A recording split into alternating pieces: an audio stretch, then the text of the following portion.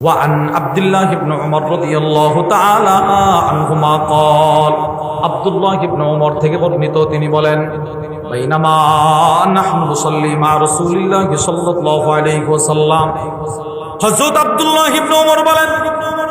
এই খেয়াল করে শুনেন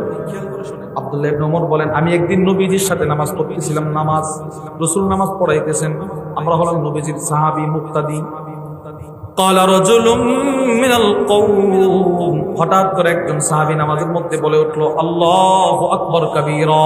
বলেন আল্লাহু আকবার কাবীরা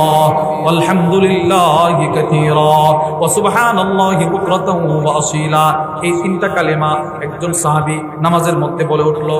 নামাজ পড়তেছে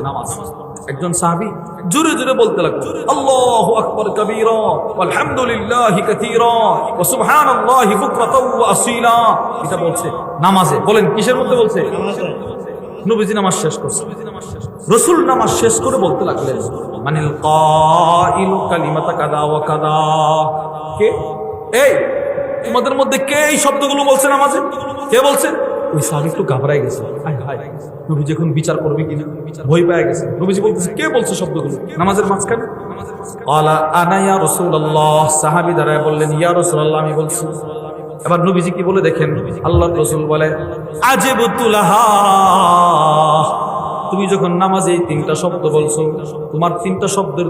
আওয়াজ শুনে আমি আশ্চর্য হয়ে গেলাম তখন নবীজি কেন আশ্চর্য হইলেন ফুতিহাত লাহা আবওয়াবুস সামা তোমার তিনটা শব্দের সওয়াব নেওয়ার জন্য ফেরেশতারা দৌড়াদৌড়ি শুরু করে দিল সুবহানাল্লাহ কার আগে কে আসবে আল্লাহ তাআলা সব ফেরেশতাদের জন্য আকাশের সবগুলো দরজা খুলে দিয়েছেন সুবহানাল্লাহ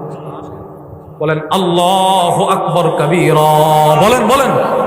আল্লাহু আকবার কাবীরা আল্লাহু আকবার কাবীরা